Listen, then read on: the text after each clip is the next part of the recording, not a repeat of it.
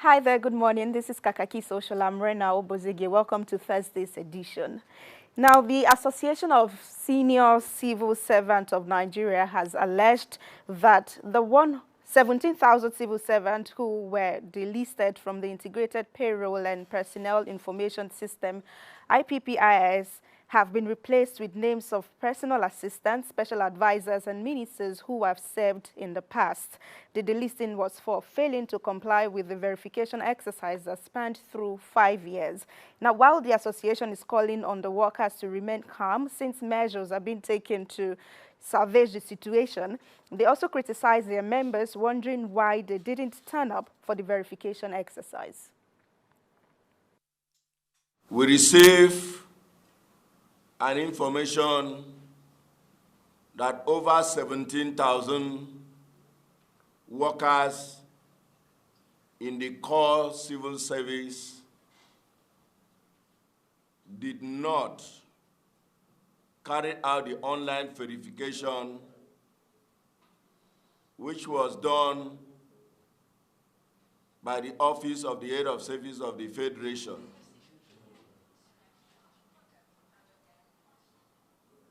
And quickly we swept into action to interface with government through the Office of the Head of Civil Service of the Federation. Then we also look at the timing because of the socioeconomic challenges. And we went deep into the document.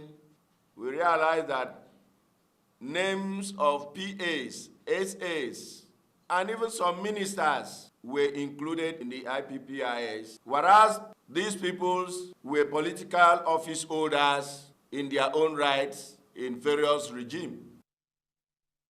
Some reactions to this on X yesterday.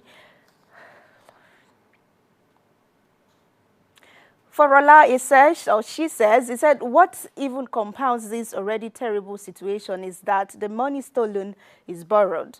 Also in reaction, this user says, good move, release the list so we can see. And finally, Chukwebuka says, there is always a trace of those who enrolled those names. Prosecute any of the officials found wanting, reform or discard this payment channel. Now from outside the country, a Californian man, Gerardo Cabanillas, has been exonerated and freed from prison after wrongfully serving 28 years on a rape conviction.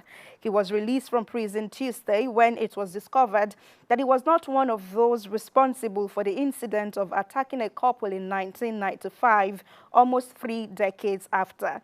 And this was confirmed with a DNA testing of the rape kits, which revealed that 2 other persons were responsible for the assault. Cabanillas confessed to being one of 2 men to attack the couple in 1995, forcing the man out of the parked car and driving the woman to an abandoned house where the 2 men raped her. However, according to the Innocence Project on the matter, he only confessed to being part of the crime because a detective told him he would get probation and be able to go home if he admitted guilt. To you and your family, I offer our deepest apology. Mr. Cabanillas, I commend you for your incredible strength and resilience, your unwavering determination to prove your innocence on the life of his 8-month-old daughter, that he didn't do this. He didn't do it. But they lied to him. They made promises to him. They said the eyewitnesses identified him. They said there were fingerprints tying him to the scene. These moments are really bittersweet. To you and your family, I offer our deepest apology. Mr. Cabanillas, I commend you for your incredible strength and resilience, your unwavering determination to prove your innocence on the life of his 8-month-old daughter, that he didn't do this. He didn't do it. But they lied to him. They made promises to him. Oh, wow. 28 whole years. This user says, what next? How do you offer this type of apology? What compensation would heal this permanent injury? Also in reaction, Mr. C says, my question now is, what punishment should be given out to those who accused him and made him waste the most productive phase of his life? Absolutely. For VAR, it says most rape cases na lie, but society they quick believe anything women talk, especially in that situation. But the woman or the couple actually said that they were also forced to accept because they felt like that guy was not one of the two guys who did what they did, but they just had to accept after they were pressured to accept. But let's go to sports to say that striker at Napoli's last season highest goal scorer, Victor Osimhen, has deleted all posts that have to do with the club from his Instagram account, and according to his agent, he is considering a legal action against the club for mocking him on social media. Osimhen, who helped Napoli secure the Serie A title last season after he netted 31 goals, made 5 assists in 39 games, had missed a penalty over the weekend in their match that he was subbed off after he missed a penalty, and he expressed displeasure over the action on social media.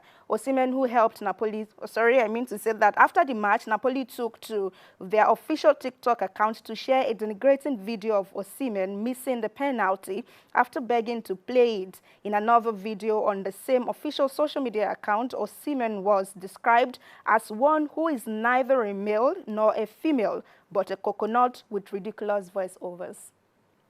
I'm not a boy, and I'm not a girl. I'm a coconut. I am the coconut, and I'm a coconut. Coconut. My coconut. Co-co-co-co-co-co-co. I'm a coconut. Give me penalty, please. Give me penalty, please. Oh, referee, thank you. You give me penalty. Thanks.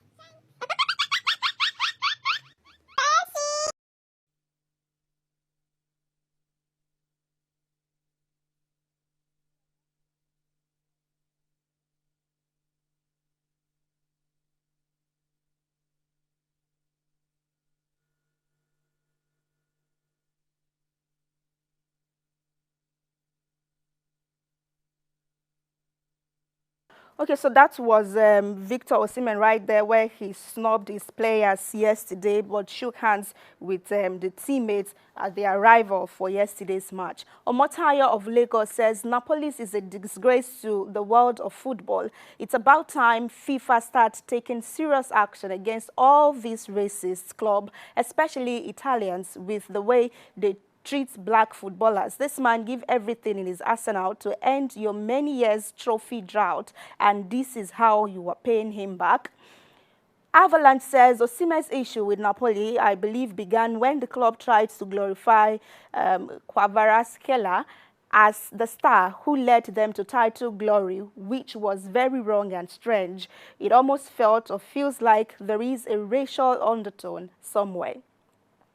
Also in reaction, Man Etop, he says he plays for Napoli. He should focus on scoring goals and getting his game back on track. There is no reason deleting his pictures on his IG page. But Honor says Osimhen, snubbing innocent teammates is unwise. More unwise, shaking your team manager who deserves to be snubbed. Most unwise, thinking of legal actions when you've lavished your cash unnecessarily with poor saving culture. You deserve the insult for your unwise loyalty. Move out, don't be unwise. And also in reaction to that, Pedro says he needs to send a message. I applaud him for the snub. And to our final story for the day. After the 2020 video of him making okra soup in his Abuja residence, the FCT minister, Wike, has again tabled his culinary skills before netizens. In a viral video which was seemingly made to set the internet buzzing, if a voice in the video that says, "Internet go catch fire today," is anything to go by, Wike was seen making a dish to host the Chief of Staff, Femi Gbajabiamila, and one other guest who were present in the kitchen with him.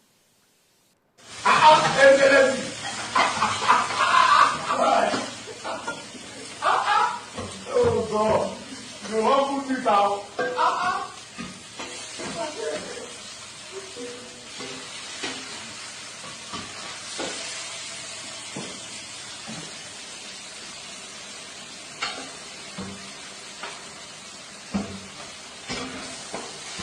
scatter internet today.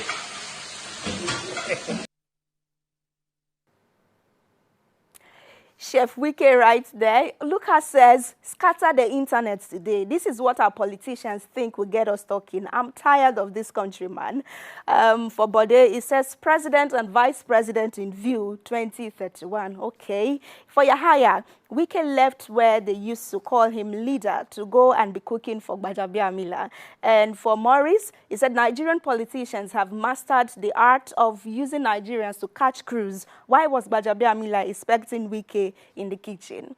And finally, Zachariah says, my man, Mr. Wike, you are good as governor, good in the kitchen, good as Mr. Project. You are the man of the match. Wishing you all the best. Well, did anybody taste the food, though? Because Chief of Staff did not get back to us to say how that tasted. Apparently, that was how they spent their holidays yesterday.